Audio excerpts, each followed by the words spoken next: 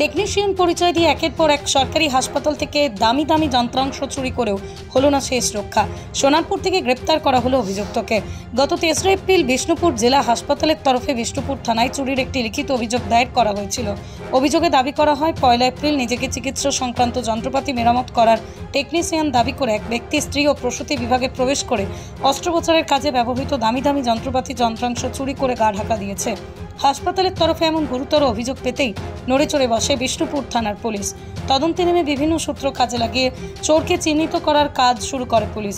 পরে চোরের পরিচয় নিশ্চিত হতেই গতকাল দক্ষিণ 24 পরগনা সোনারপুরের কাছে চৌহাটি রাজপুর বাজারে হানা দিয়ে সমীর মণ্ডল নামের এক ব্যক্তিকে গ্রেপ্তার করে বিষ্ণুপুর থানার পুলিশ। ধৃতকে জিজ্ঞাসাবাদ করে পুলিশ জানতে পারে একসময় ওই ব্যক্তি অপারেশন থিয়েটারে ব্যবহৃত অত্যন্ত দামি ল্যাপ্রোস্কোপি যন্ত্র মেরামতির কাজ করতেন। সেই সুবাদে ওই যন্ত্র সম্পর্কে সম্যক ধারণা ছিল সমীরের। সম্প্রতি সমীর মণ্ডল সেই কাজ ছেড়ে দিয়ে বিভিন্ন সরকারি হাসপাতালে যন্ত্রাংশ চুরিতে হাত পাকাতে শুরু করে।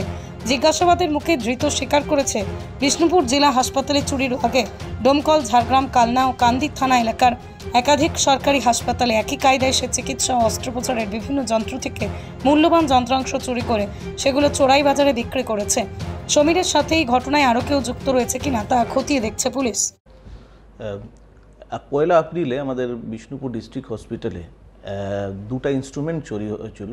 একজন ব্যক্তি এসে নিজেকে টেকনিশিয়ান হিসাবে ইন্ট্রোডিউস করে হসপিটালে প্রবেশ করেছিল, আর দুটা মেডিকেল ইনস্ট্রুমেন্ট যাকে ল্যাপ্রোস্কোপিক বলা যায় চুরি করে নিয়ে গেছিল।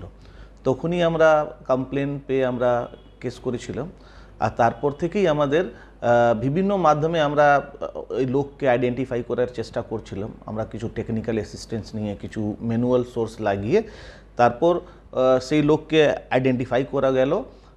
ওর নাম আছে সমীর মণ্ডল, যার বাড়ি চৌহাটি, সোনারপুর থানা, উত্তর 24 পরগনা।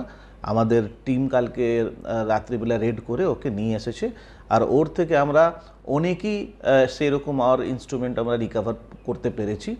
এখন অবধি ডিউরিং ইন্ট্রোগেশন কনফেস করেছে যে এর আগে ও রিসেন্টলি ঝাড়গ্রামে একটা চুরি করেছিল, তারপর ডমকলেও চুরি করেছে, তার আগে কালনা আর এবং কান্দিতে চুরি করেছে। ওকে আজ আমরা কোর্টে পাঠাচ্ছি, আমরা 7 দিনের রিমান্ড নিচ্ছি। রিমান্ড পিরিয়ডে আমরা আর জিজ্ঞাসাবাদ আমাদের আর চলবে, আর যদি আর কিছু জানা যায় বা আমরা রিকভার করার পারবো তো আমরা চেষ্টা করব।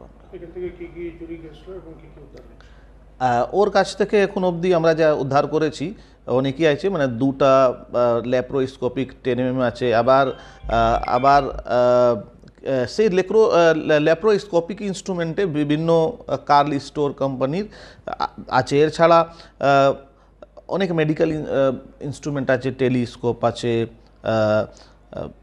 মেডিকেল বিভিন্ন ইনস্ট্রুমেন্ট রয়েছে। হ্যাঁ, এই আগে কোনো কোম্পানিতে টেকনিশিয়ান হিসাবে কাজ করতো, আর ওর এইসব চুরি করে ও বিভিন্ন জায়গায় বিক্রি করার চেষ্টা করে বিক্রি করে।